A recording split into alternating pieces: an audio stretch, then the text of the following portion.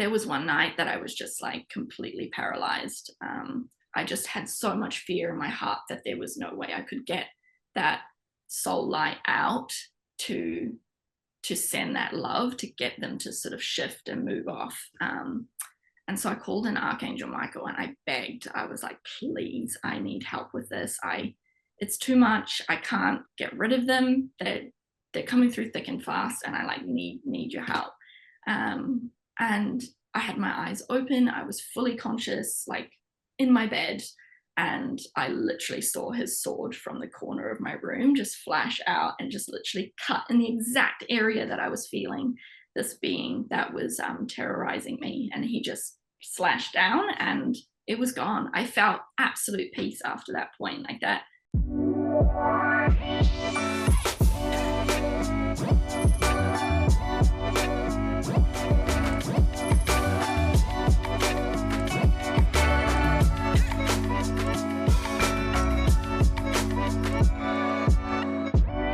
Hey everyone, and welcome back to First Contact. Today we have a really wonderful guest who I have a very close connection with. So I'm actually very excited to bring on the show today, Zoë Saville Wood. Now, Zoë is a galactic mentor. She helps people connect. She's also been a student of mine for many years and has definitely been doing the work for a long, long time. So I think we're going to have a really fantastic conversation today, Zoë, because I think we'll be able to go quite deep in the topic of contact and galactic consciousness. So thank you. Yes, all the juicy things.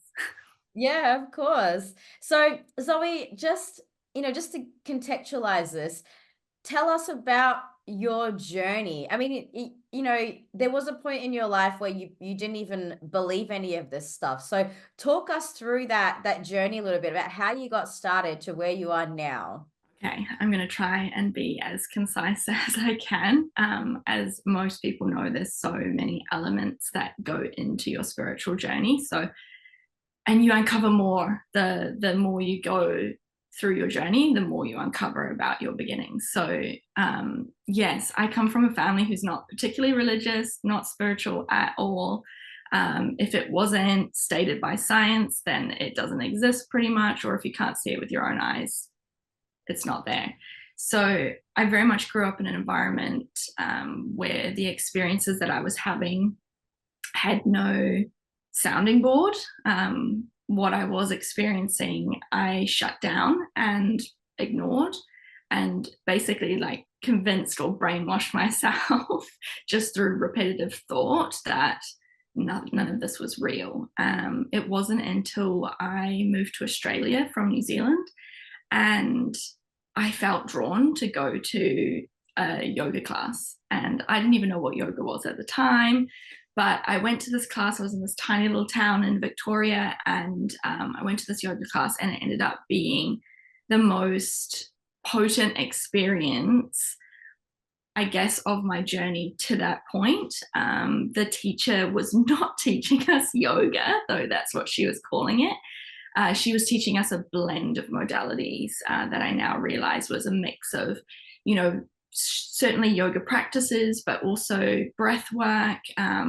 She was doing a lot of meditation as well. I had my first out of body experience in her class, and that's when I sort of, I guess, opened the door to remembering there was more to my existence than just my 9-to-5 job and, starting a family and doing that sort of thing. So really, once I had that out of body experience where I was in a class and we had just finished some breath work, she had led us through a mini meditation and we were sitting there just in silence, and I felt my consciousness lift out of my body.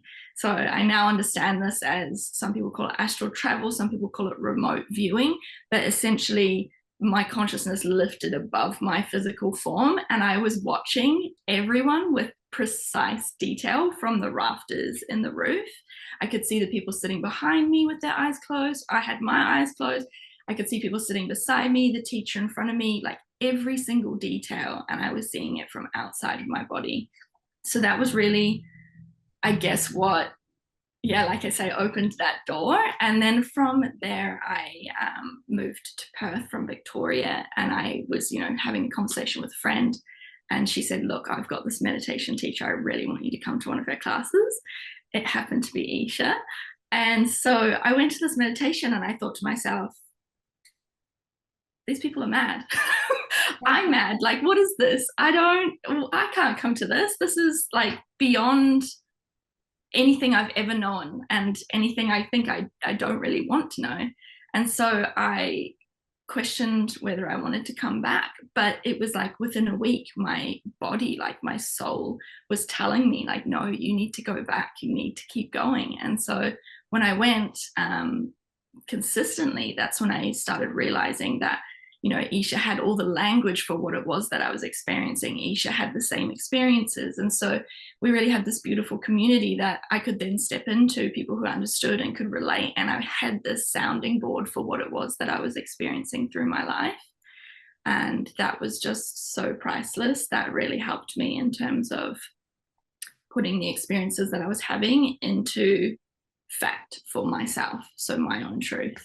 And yeah, from there, I've learned so much through this practice, through connecting with star family, with extraterrestrials, with energy itself. I've since learned that the reason I was so shut down, and it makes sense, like I know why I was trying to convince myself when I was younger that what I was experiencing wasn't real, is because I was having all these energies coming to me, all the star family coming to check up and see what I was doing, and my little tiny 5-year-old brain couldn't work out, like, sorry, who are you? You look strange. Why are you standing outside my window? Please don't come inside. And so I was very much in a state of fear. And I really like blocked myself after all of it. And it really wasn't until I did that yoga class and then eventually sat down in that meditation circle with you, Eesha, that I opened myself to finally accepting it. What a journey, hey. I mean, I think so many people can relate to having experiences in childhood, feeling confused, overwhelmed, not knowing what it is, turning it off until later in their adult life, and then going, oh, maybe I should go back and have a look at this. And I mean, it has been so beautiful watching your journey unfold. And now if we fast forward to where you are today, you're a mentor, you're teaching people. Some of your students are having amazing experiences, awakening. So you're doing some real powerful work. Could you tell us, who are some of the beings that you've connected with and that you work with for your facilitation work?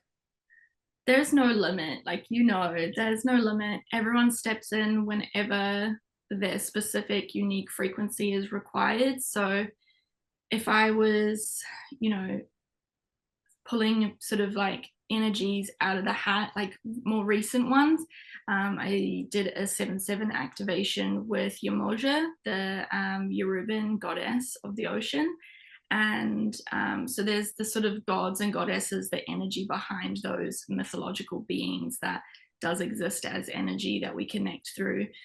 There's star family themselves, and you know, like the Galactic Federation with Ashtar, and any of the star races. Like, there's not one that I've heard of yet that I haven't had a connection with. I know that there's so many out there, and by no means am I saying that I've like connected with them all, but just the modern current star beings and star races that I've heard of. I've had experiences through my meditations with all of them thus far. So Andromedans, Venusians, Syrians, Pleiadians, Illyrians, star beings recently as well, with all the solar flares. The blue avians were really beautiful last year for me. Honestly, the Orions come through a lot, and that was a big part of my journey as well, was the discernment piece, working through how do I know what what energies I'm connecting with are safe for me to do so, or are that I feel safe connecting with. At the start, it's quite overwhelming. The minute you open that door, everything floods through. So being able to learn that discernment piece and work out, okay, so this frequency is one that I would like to connect with, therefore I will. This frequency feels a bit sticky, a bit icky, doesn't feel like it's a what would you say, like heart-led connection, then I'm just going to say no to you. And in that whole process of learning that power that we hold in ourselves, that's so unfathomable at the beginning, that you actually hold exactly the same power, exactly the same energy. And to realize that, you just end up connecting with everything. Everything becomes available. Do you have a specific process or a tool that you like to use that helps you discern if you're not sure? Yes, actually. And it started with your teachings when I was doing my training with you. So when discerning, I encourage my students to use the same practice, and we shine light out from our heart center. That light is actually a bit of blend of both. What I'm starting to understand is, like, yes, it's coming from the heart center, but it has this soul presence, this soul frequency that releases from your heart center, if that makes sense. And then you're shining that light out over the being that's presenting itself to you. Obviously, not everyone is seeing things, a lot of people are feeling them. So, same thing, it's just that intention of sending that light out from your heart center, allowing it to wash over the being. And if that love is returned, if you feel that feeling of like a warm embrace of, friendship, camaraderie, like just part of being with that being, if that makes sense, then totally fine to connect with. That is an energy that's there to support you. There's no ulterior motives. However, if you're not receiving that in return, it's just a one-way street where you're sending out, but they're not giving anything back.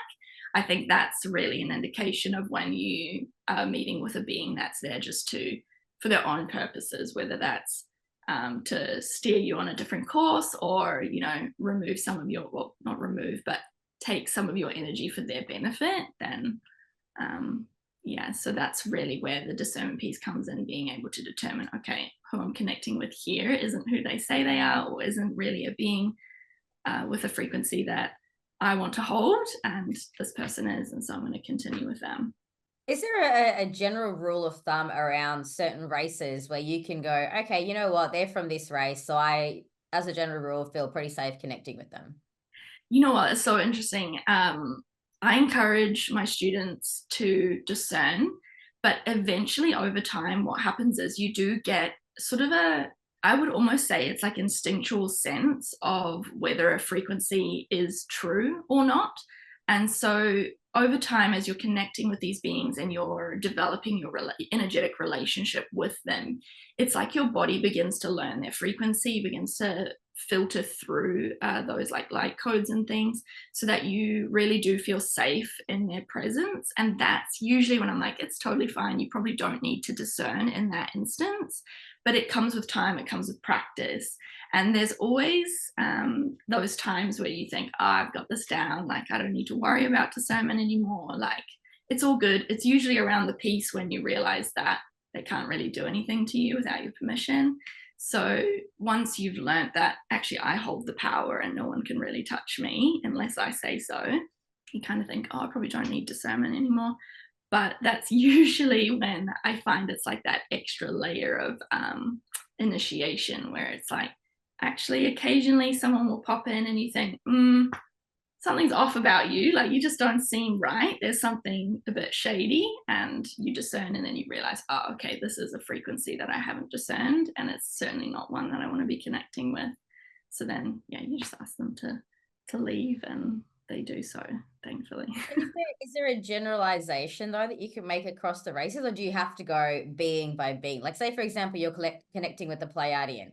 Can you assume that all Pleiadians are safe, or do you still have to go being by being to figure it out? I still encourage being by being. And the reason I say that is energy. So they can project themselves or present themselves in a way that we receive and visualize differently to what they actually are. So really, when we say that we're seeing something, what we're seeing is actually our human brain making a reference from all of our previous experiences of, okay, this is what I think this looks like, but it's not actually what it looks like. So I do encourage everyone to discern each being. You might have someone who presents themselves as I don't know, let's say Archangel Michael, and then you realize, oh, hang on, there's something quite odd about this being. And then you realize later, oh, even though they look like Archangel Michael, that frequency just isn't correct. And it's been a portrayal, like almost a facade of who you thought the being was. So I would still encourage everyone to discern. And over time, it really takes nothing. Like I say, you get used to the frequencies. It's like a quick check-in now, as opposed to it being this process of sending light out. It's a very quick check-in on frequency now. It evolves where it just becomes second nature. But yeah, essentially, I would encourage everyone to be checking who they're connecting with visually. I think for a lot of people who are just starting out, that discernment piece is probably one of the biggest fears. And I've spoken to a lot of people, starseeds, even in the ufology community, and people come back to me and say, "Oh no, I don't want to try that. It's too much." They'd rather just be on the sidelines a little bit and let everyone else do the actual connecting. And I see this actually, interestingly, especially so on the ufology end of the spectrum and the disclosure end of the spectrum, where people are happy to do the nuts and bolts research and study the cases. But when I go to them and say, but you can actually connect, they often come back with, oh no, thanks, I don't really feel like doing that. And I actually experienced this at Contact in the Desert I went to recently. And I was, chatting with some of the guests over lunch and dinner. And I say to them, well, why are you here? And they say, oh, I'm really curious about this and I believe in it. And I say, well, what if I could teach you how to do it? And they would reject the offer. So then I asked them why, like, why, I mean, you've come all the way to this event, you've come and, you put all this money in to learn about the ETs. I'm telling you, you can talk to them yourself and you're saying you don't want to. So I got to ask, what's the deal? And some of them are quite honest with me and they said, well, it just feels too scary. What if they're not benevolent? What if they do something to me? What if they abduct me? So what advice can you give to people who might be on that fence and knowing that not every single being is love and light? How can you encourage people to move forward with that? Yeah, I mean, I'm getting chills talking about it because that was really my fear as well. Like, I can completely understand, and I've been in those shoes of, yeah, just the fear of what if. But my advice for that is really, I mean, in the same breath, if we live in a dualistic dimension and you think, okay, we've got non-benevolent beings, then obviously we have benevolent beings as well. So if you feel like there's star beings that can come through into the 3D and do physical harm to you, then would it not follow that you would have benevolent beings who can do the same in order to protect you? Right. You mean So I heal us? Like some of them can harm us and others can heal us. Is that what you mean? Exactly, but not even in like a post something's happened and now I'm being healed. There's a huge amount of energy that we obviously don't see in our realm. There's um for example, like when we are setting space right before we do meditation, there's energetic grids that are placed on the space so that you're kept in this high frequency energetic container.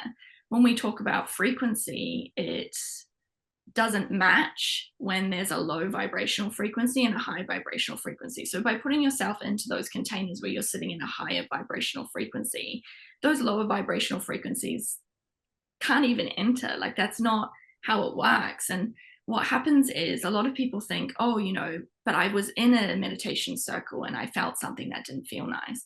A lot of the time, that's beings that are benevolent, but they just hold so much energy and power that your own energy is like, whoa, that's a lot. Like, I don't know how to handle that. Or it's that reference back to your childhood when you did have beings coming to visit you and you thought, what the heck is that? Like, that doesn't look human. I don't want that around me. And so your energy contracts with that sort of an initial experience, but it's not always the case. And I mean, I haven't had any experiences myself that have been physically negative at all. And I can tell you that I've had every fear under the sun about it. Um, and I understand that people have very real experiences with this, so I don't want to disregard that. But my belief is that we have chosen certain, let's say, abilities, I guess, for this lifetime, for our soul to express in this lifetime. And each one is this opportunity to learn more about ourselves, what we're capable of, what this world is like, etc.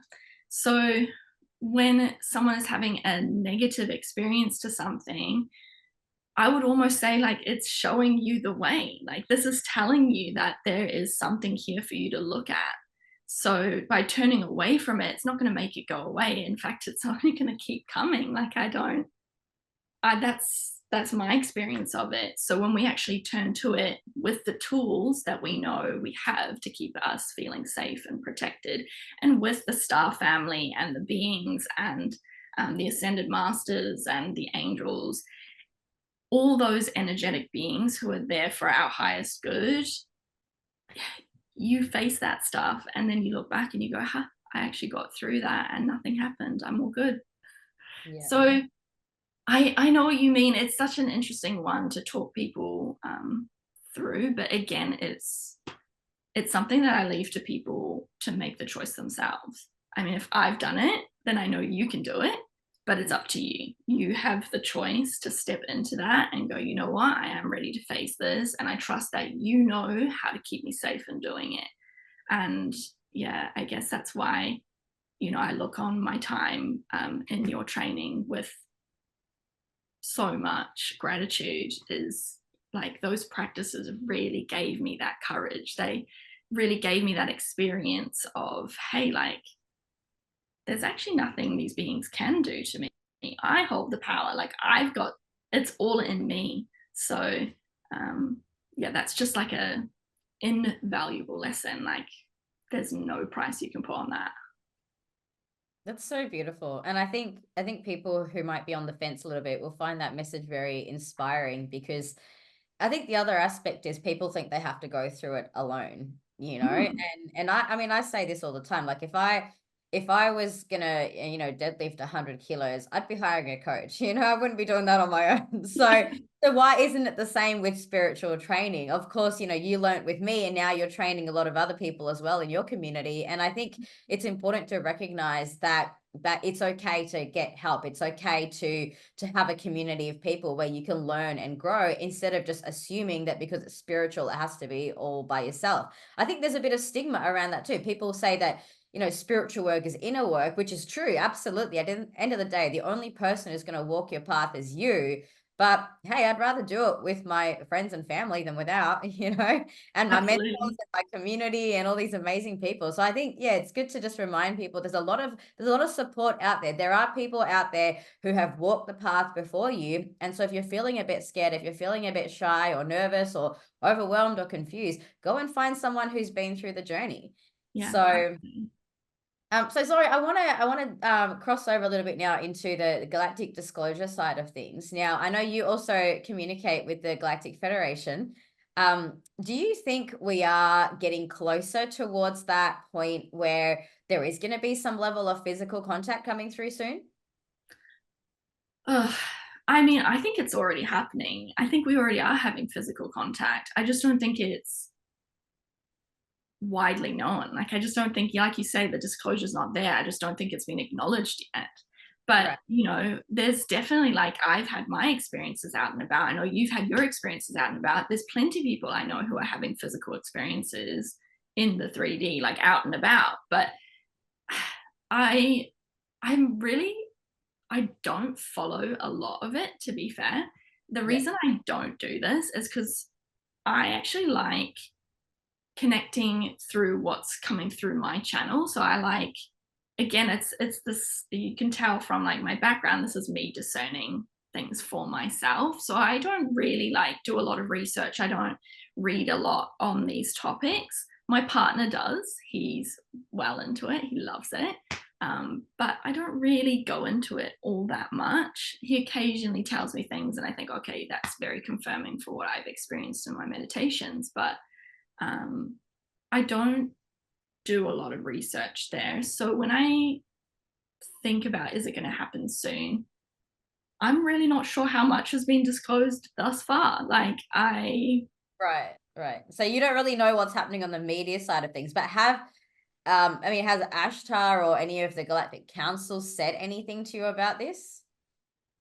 I mean, I get glimpses of things. I've been in settings where there's meetings taking place, discussions being had.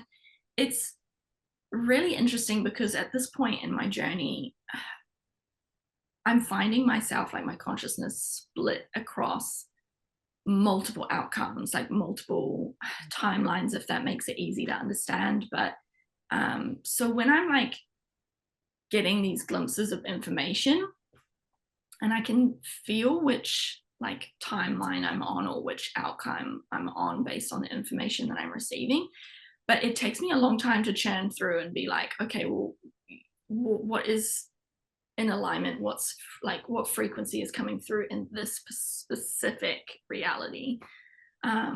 So when I've been in those circles, a lot of the talk has been around, just trying to step back into it, but a lot of the talk has been around where, I just need to connect in for a second. Sorry, Eesha.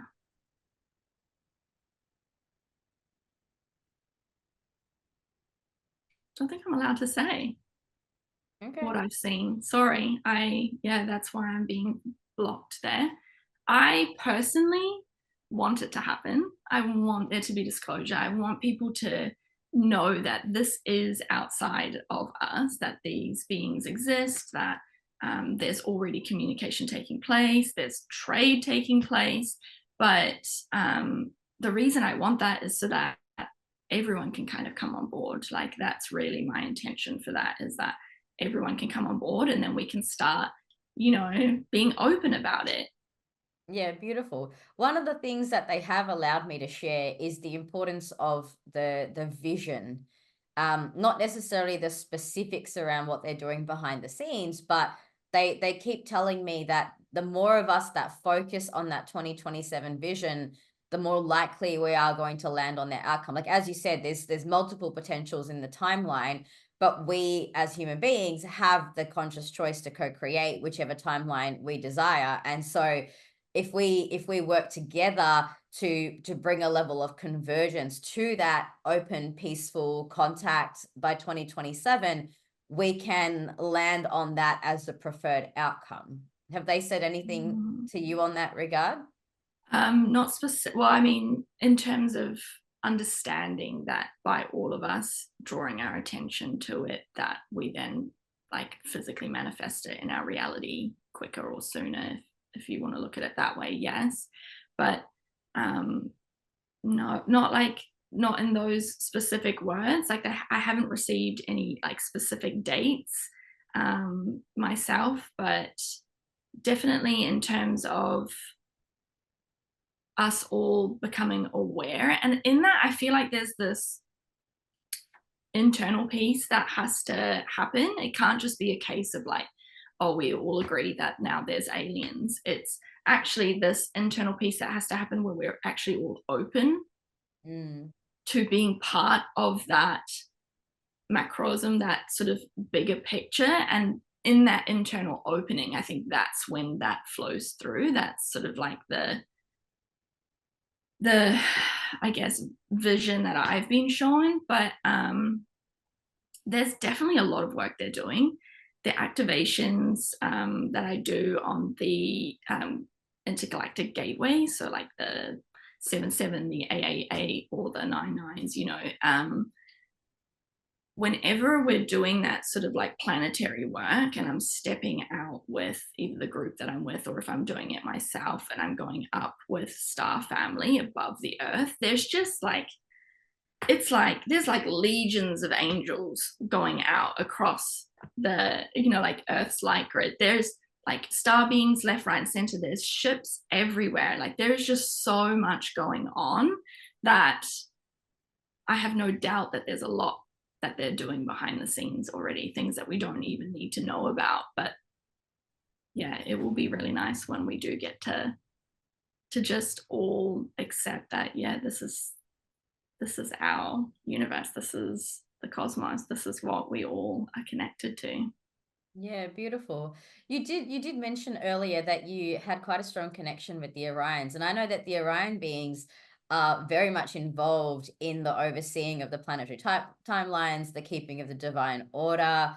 What can you tell us about them and the connection that you've had with them? Ah. Yes. So it's really interesting. The Orions were the first star race to come through for me. Whether that's my own connections is yet to be seen for me. But they came through really strongly with that discernment piece because, as you know, the Orions have such an eclectic mix of star races. They really are like a blend of everything. And in that, the frequency can get both high and low, but kind of murky. And so I'm sorry, Eesha, I think I forgot your question. That's okay. It's just what you can share about them. Like I know for Oh, me, that's right. connect with the Orions, it is very much about they're quite connected actually. They go hand in hand with the order of Melchizedek and working with the timelines. They tend to have a very big picture vision. So I'm curious about anything that you can share from their perspective, anything you can tell us about them. Just really my experience with the Orions has been I've had very benevolent beings that have supported me on my journey. And with that, the sort of like added element of understanding what's happening outside of Earth, I find the Orions are the beings that really like channel that energy through for me. So they're quite happy to share like what's happening in the next couple of dimensions up. But as like a like as star beings, like I say, there's this, I wouldn't say dramatic, but there is this duality that they experience as well within their own race of the lower vibrational beings and the higher vibrational beings.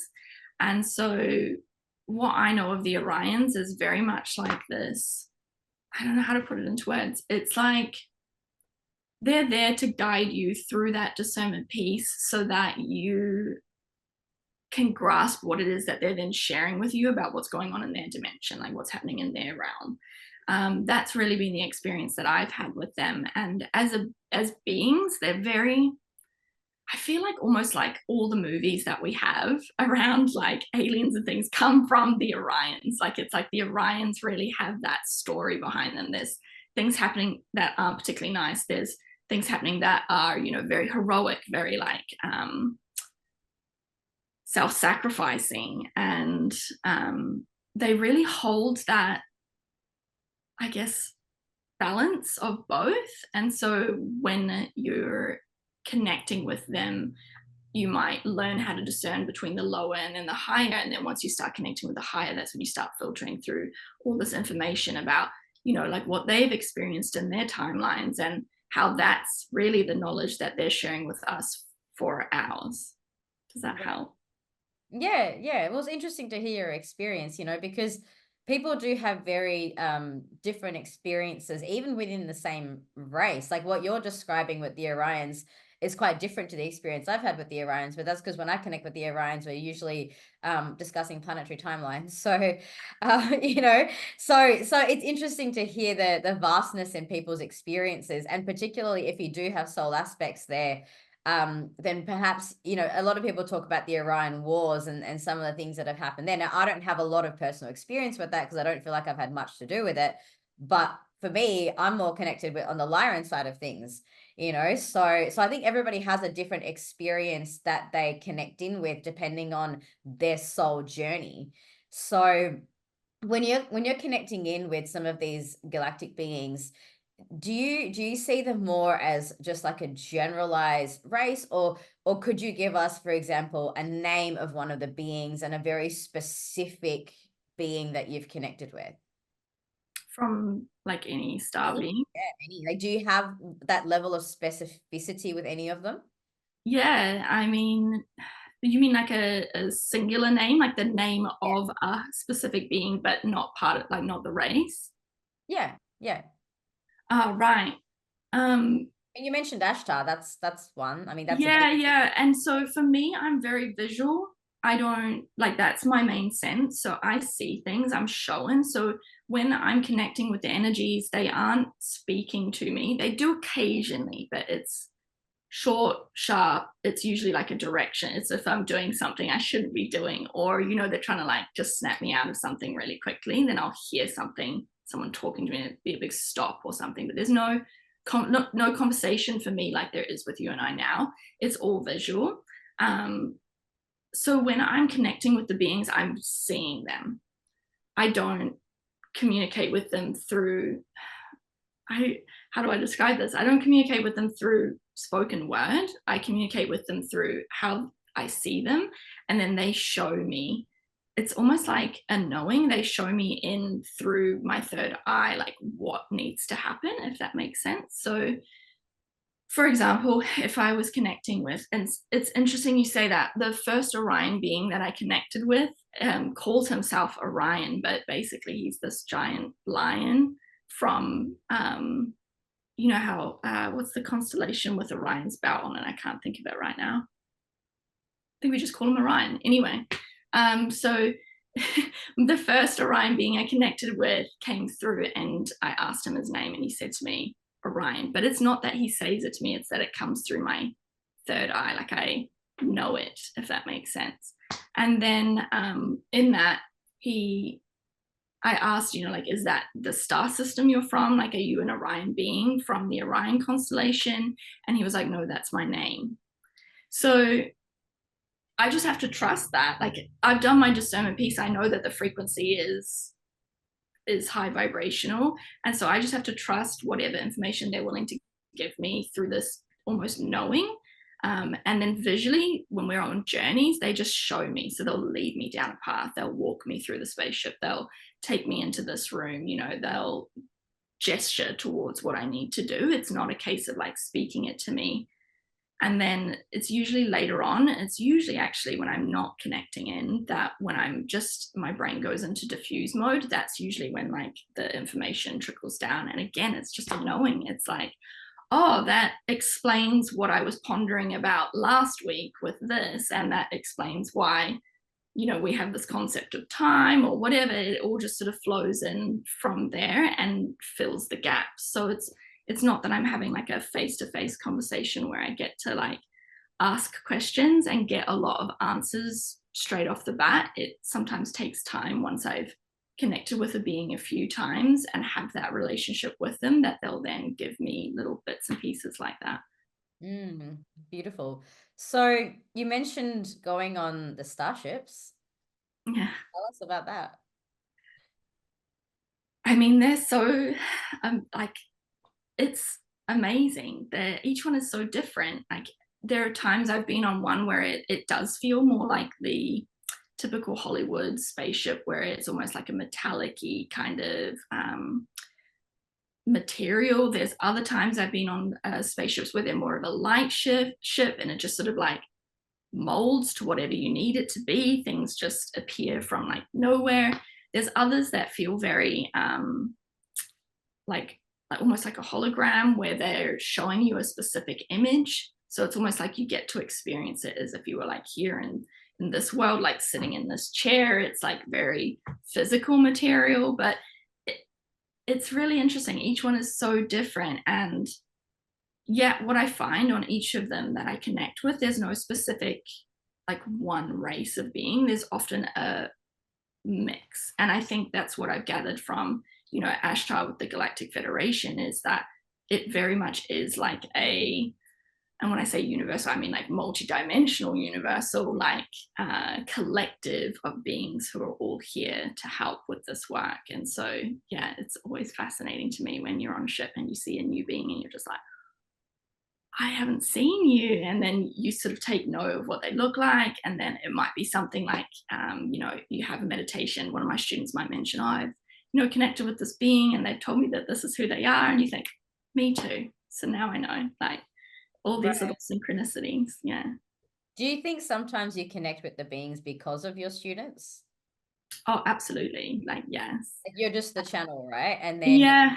comes in and they have that connection, then that being will come to you and kind of tap you on the shoulder and be like, hey, this is who I am. Right. Absolutely. Yeah. So I say this to my students all the time, and they all know as well when they show up for a class. There's no plan. We're not, it hasn't been planned. I haven't sat there and thought, this is what the journey is going to be. This is where we'll end up. No, it's very much we just sit, we connect in, and the energies that need to come through at that particular time for whatever particular reason they come through, and that's what we work through together. Usually as a group we're doing the journey as a group, but again people can have their own unique experiences within that. And what I love, once people find their feet, is they've got that confidence and they know that discernment piece. I watch them, they just run off on a completely different journey, and then they meet us back at the end and they've had this unique experience purely for their soul. We all have our own individual connections. And so, yeah, when people come into group, it's amazing what beings show up for each person. It's really amazing. Mm. I had an experience like that with the Hathors recently, and Mm, one of my clients has a strong connection to them, and I'd never connected with them up until this person came into our galactic community, and suddenly the Hathors are everywhere. And recently, one of our other students, as part of her prac, did an activation on the Hathors, and I thought, what a beautiful convergence in the group. And I'm sure you notice this too, right? It's like we think that we're individuals, but really collectively, there's so much going on that even when we have a group, a community come together, multiple people start receiving those similar transmissions, which makes you really wonder, maybe there's more to the picture, maybe there's more to our energy. There's a reason why maybe your specific clients are coming to you and my specific people are coming to me, because there's a maybe some level of resonance there. absolutely. Like, I find that to be so true. A lot of students come with the same experiences that I had. I find I don't generally get a student who comes to me with something that I've never experienced in this journey. It's almost like we're guided to one another based on, we're like, oh, that person, I don't know why, but I need to head towards them. I feel like they're going to help me with this. And you know what that feels like, when you're looking for something, something's come up and you're like, I need help with this. And you're looking for someone to help you through that. When you're going through that selection process, there's always someone where you're just like, I just feel like it's this person. I don't know what it is, but it's this person. And I've never gone wrong with that. Like, I've never, either myself or with the students coming into my groups, like I've never had anyone who's like far left and we're far right. It's always like being the perfect, yeah, circumstances to be able to sort of like help and guide one another. Mm. I find the number one commonality, the common thread through all of my students is they're all connected with the Galactic Federation. That's my thing. Like anyone who comes in. So I wonder if you notice similar, whether it's the same with your students or whether it's like maybe you attract a lot of Orion being like star seeds, or like, do you find similarities like that? Absolutely. I get a lot of people with angelic connections. Right. Archangel Michael was like pivotal for me through the period of fear. Like, just, in fact, Archangel Michael was one of my 3D, like in the physical experiences. So yeah, I have a lot of angelic connections. I've got aspects in the angelic realm as well. And then past life stuff, well, if you think of it as past life stuff, but yeah, I've got a lot of experience through the fall and things like that. So I find a lot of people come to me with angelic connections, and she'll absolutely cringe that I'm saying it, but I even have a student who has such strong angelic connections but just refuses to accept them at the moment. So that's something we're working through. She said to me, look, every time you mention the angels, I thought, oh, I'm probably not coming next week, but she would come, and we're finally working through what that block is for her. But yeah, everyone tends to have angelic connections. Like I say, and as you know, there's so many beings. They all come through. Like, there's no restriction. A lot of people are like, oh, this is my team. But actually, there's not a team. There's everyone. You have access to everyone. And yes, there are like more stronger connections that come through based on like this lifetime for you, what your soul is experiencing, or what your soul has chosen to work through in this lifetime, and that pulls through into previous lives, or you know, times where you've been, you know, different star race yourself. And so then those I guess connections come through quite strongly. But that's not to say that they're your only team, that they're the guides for you. It's like you have access to everyone, and that's what I love seeing, like similar to what you're saying with the Hathors. Like someone comes into a circle and they've got a very strong connection to their Viking roots, and that's maybe not, you know, the gods or goddesses that I connect with on an everyday basis, but the minute they step into that circle and, like you say, you're tapped on the shoulder, that's when you start channeling that through, and then you see everyone else and their connections start coming through with that as well. And it's really beautiful. Like, you know, we really are all connected. There's nothing like this journey to realize that. I guess that's the beauty of being a channel and a guide, right? Is you do have a wider range that you can connect with these beings, even though they're not necessarily part of your personal team. One interesting thing that happened was, as you started talking about Archangel Michael, this big flash of white light just happened on the screen. So we'll see if that comes out on the recording. I feel like, yeah, I definitely feel like that presence is quite strong. And you mentioned that you had a physical sighting. Could you tell us that story? Yeah, that was my first physical sighting, was the Archangel Michael sighting. So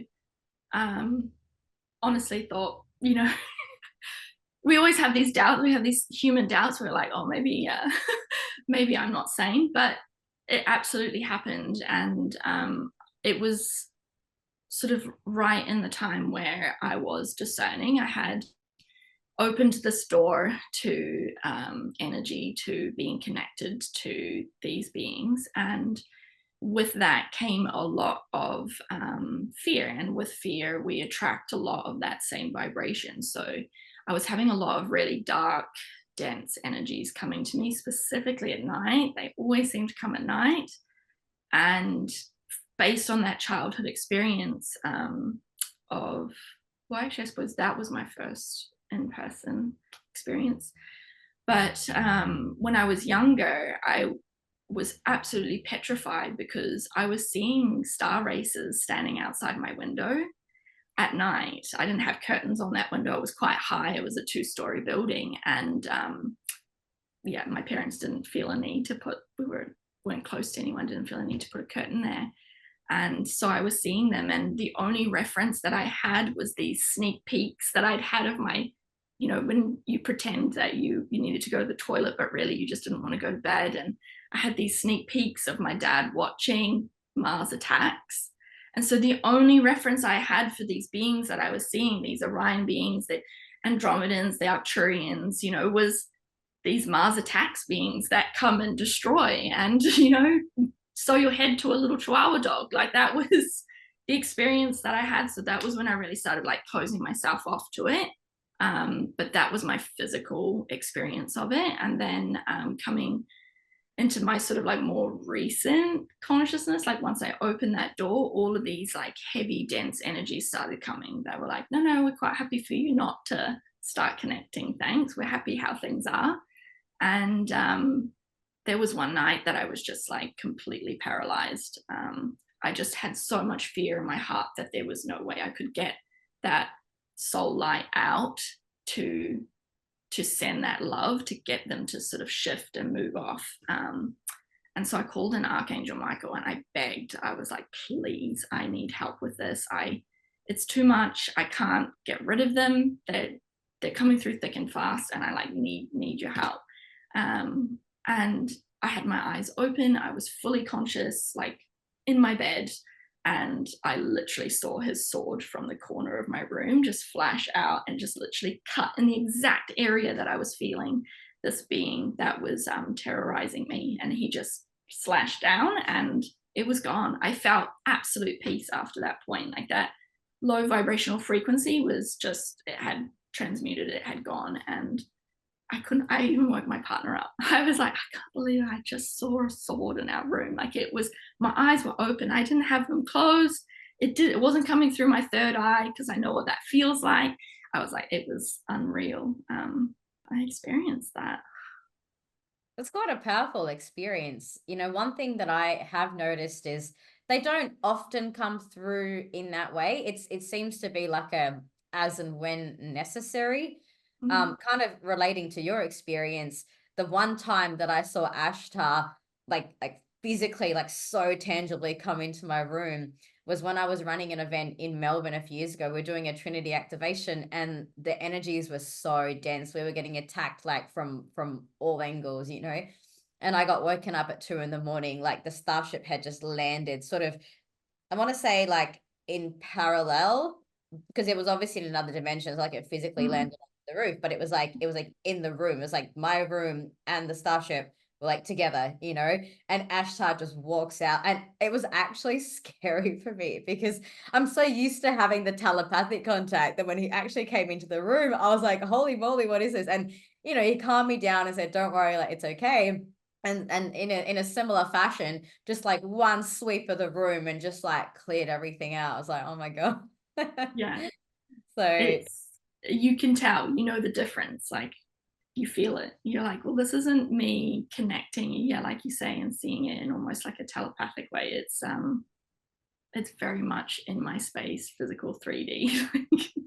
But mm, I mean, that's something actually that's been flowing through a lot from like the Galactic Federation, and the Arcturians specifically as well, was they gave me this piece around my concept of time. And I know we all say in the spiritual industry, like, time is just a concept that doesn't exist. And yes, in theory, that is what it's like. But in terms of a human way of thinking, a very linear way of thinking, like that's actually what we need in order to put, you know, pieces together for our human brains to comprehend. And what came through was very much this algorithm, this like mathematical equation that they use in order to be able to do that. And I think it's only because I've had that physical experience, you know, with Archangel Michael and then the star races as well, where I now grasp like how big it is for them to be able to actually step into our 3D realm. And I think this is partially why, like, I certainly haven't received days, but I think this is partially why, like, in the galactic community where we're waiting for this disclosure, we're waiting for them to come on land and like show us that you exist, is there's this whole process that has to happen before they can physically do that. It's not just a case of, well, it is in the sense of like time doesn't exist, one and done. But for us, like, and also for like them, there's this, like I say, algorithm, this mathematical process that has to happen through our like dimensional makeup in order for them to pass through each dimension, to come into a lower density, to get that physical matter, that material body, and then for us to be able to, for them to step into the 3D. Like we're quite low on the ladder, like 3D, we're quite low. So there's a lot that has to happen for them to actually step into that physical materialization where we can see them. So yeah, I love that we've had that experience, that we can, you know, share that, and I really want everyone else to have it too. thank you so much. So it's been such a insightful conversation. And I knew we'd be able to go quite deep today because you hold such a beautiful knowledge base when it comes to the variety of star races, and also not just galactic, but you know, angelic and all the other realms as well. So Zoe, just before we finish up today, how can people find you, and tell us a little bit about what you do and how you help people? Okay. Um, well, you can find me on my website, so zoesavillewood.com, or on Instagram. I have to warn you, I'm not very active on socials. I try to be, but I'm not. So best case scenario, send me an email, which you can do through my website. But yeah, I run programs for people to connect. That journey that I had, you know, being absolutely trapped in fear, not having a community to share these experiences with, that's really formed the foundation of my business, the foundation of mentoring for others. So the people that I work with are generally people who are interested, want to connect, know there's something more, and want us to start opening that door, but maybe have a lot of fear around it, or just want to learn the right processes in order to be able to do that safely so that they feel really secure in their channel. And then really it goes from there, just help build them up to a point where they're doing it themselves. And at that point, they generally don't need me anymore. They're channeling as much as I am. So yeah, that's usually when they go off and do their things, which has been beautiful to watch. I love seeing my students step into their purpose that way. But yeah, that's I guess, like, I joke on my Instagram that you can call me your galactic guardian, but essentially that feels like my role. Like, I'm here to help you step past that fear and walk through it. So yeah, that's how we can get in touch with one another. That's beautiful. And actually it makes perfect sense. You know, there's so many different roles that I've heard of. So guardians is actually one of them. Guardians, historians, ambassadors. I'm an ambassador, you know, to a T. So we've got an ambassador and a guardian. So thank you, Zoë, for joining me today. And for anyone who wants to connect with Zoë, we'll pop the links in the show notes below. And yeah, give us a like, share, subscribe if you enjoyed today's episode. Share the good word with people, because it's all about making first contact here on the show. Thank you, Zoe, for being with us here today. Thank you for having me.